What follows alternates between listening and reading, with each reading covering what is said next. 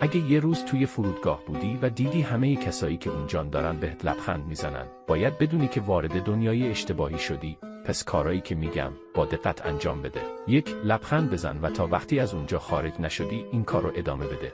2. از در خروج بیرون نرو، چون تو رو از اونجا خارج نمیکنه. روی تابلو فقط یک پرواز بدون مقصد لیست شده. گیت رو پیدا کن و توی صف منتظر سوار شدن باش. 3. اگه کسی نزدیک شد و از تو ساعت پرسید، ساکت باش و فقط لبخند بزن، چون اونجا زمان وجود نداره و اونا بهت شک کردن.